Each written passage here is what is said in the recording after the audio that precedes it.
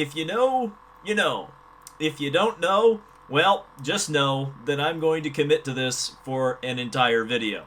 Alright, enough Jedi business. Let's get to talking about racing.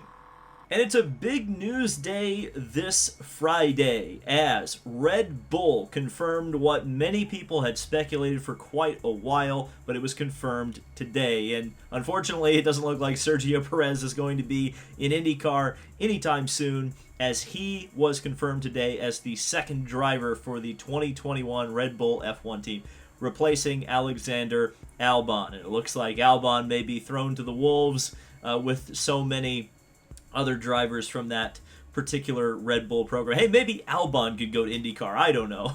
I'll just throw that out there and see if it sticks. But Sergio Perez certainly has earned this opportunity, and it's going to be great to see him after he's won in a racing point. Now that he has the opportunity to drive a true contending race car, I think Red Bull is suddenly a team that's really, really going to be super competitive in next year's World Championship. Another driver signing, and this one does actually directly tie into IndyCar. It is the confirmation that Conor Daly will return for the road and street courses in the number 20 Ed Carpenter Racing Chevrolet. Air Force has returned. There was some question about that, or at least Conor's contract was dependent on Air Force returning, and thankfully they have. So Conor Daly will get another opportunity in the Air Force car for Ed Carpenter Racing, and again, some continuity, some stability with the faces that are popular staying in the same rides as they were the year before. That's great for IndyCar. Something that's not so great is the confirmation that, yes, indeed, Pepsi will not return to NASCAR in the year 2021. This was a report that came from Bob Pockrass of Fox Sports, incredibly credible journalist. So you've got to imagine that that is 100% confirmed at this point. Pepsi has left NASCAR and they have left Hendrick Motorsports. And there seemed to be a little bit of confusion. I think some people thought I insinuated that Pepsi left because Kyle Larson was on the team. No, they're just separate issues, part of the same problem, I guess you could say. It's not that Kyle Larson joining the team meant that Pepsi left. I think it was just indicative of the sponsorship issues that face Hendrick Motorsports right now with 4 chartered cars, that there's only so much sponsorship now to go around as sponsors are bailing or reducing their footprint. There are also not a lot of sponsors that are going to step up to sponsor Kyle Larson, which kind of, again, led to this perfect storm where Larson could kind of insert himself into the fold at Hendrick Motorsports and not have to worry about appeasing any sponsors, because it looks like sponsors were already bailing on Hendrick Motorsports, and it looks like they're not lining up at the door to sponsor Kyle Larson at this time. And another story involving yet another Hendrick Motorsports star, but this time it's an IMSA story, and it is that Chase Elliott has finally been confirmed for this year's Rolex 24, and he's with a fantastic team, a fantastic opportunity. He will be driving the number 31 Whelen Engineering Action Express Racing Cadillac. That, of course, has won the championship the last couple of years. Of course, it just missed out to the number 7 Acura from Team Penske in 2020. But Felipe Nasser, Pippo Durrani, and Mike Conway are 3 of the best sports car racers on the planet right now. And so Chase Elliott has got a really, really strong chance to win this year's Rolex 24. In fact, both of the star NASCAR drivers in the Rolex 24, those being, well, I guess Jimmy's a star IndyCar driver now, isn't he? But Jimmie Johnson, I think a lot of people are going to go into this looking at him as a NASCAR driver.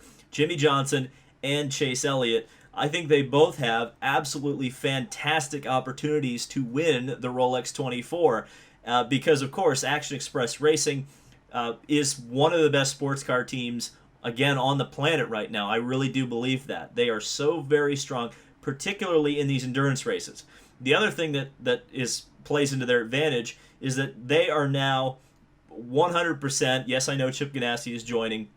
As far as I'm concerned, they are 100% now default Cadillac factory team. The Wayne Taylor operation moving to Acura, puts them in the driver's seat, because oftentimes we saw, I mean, Wayne Taylor Racing was very, very, very good with that Cadillac at Daytona. Now that they're out of the way, and, you know, nothing against the Acura, but that car has shown to be a little less reliable than the Cadillac. The Cadillac is almost bulletproof. So you add that into the fact that with Jimmie Johnson in the 48 car and Chase Elliott in the 31, you have a very reliable platform, you've got a very fast platform, and you've also got, joining each of those drivers at their teams, are 3 teammates that really, really know sports cars, know how to go fast in sports prototypes. I would imagine that Chase and Jimmie aren't going to get a whole lot of driving. They'll probably get some TV time whenever the broadcast is on NBC, or if it's on NBCSN only.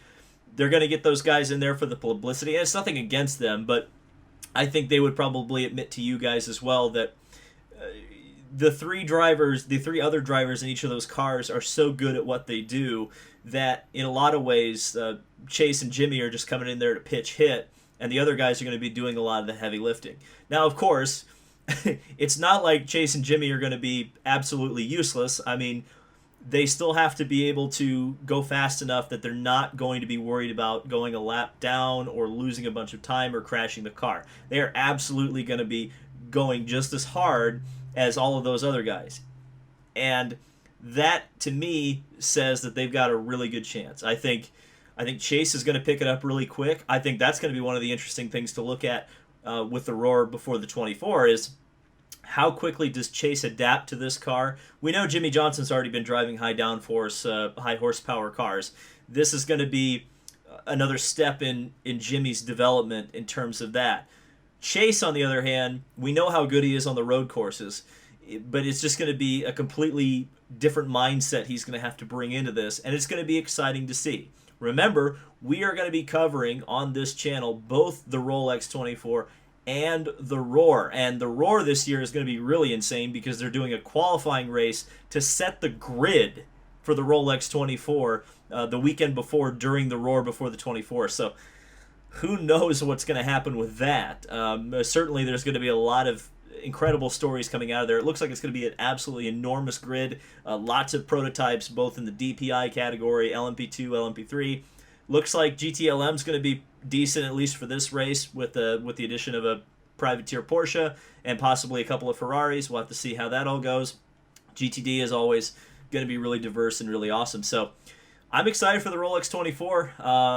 I know it's still probably a month out at this point, but you can't get too you can't have enough hype for the coming racing season, especially considering how hard this year has been. So to all the Jedi Knights out there, be sure to subscribe for more motorsport content. Do or do not push that subscribe button. There is no try.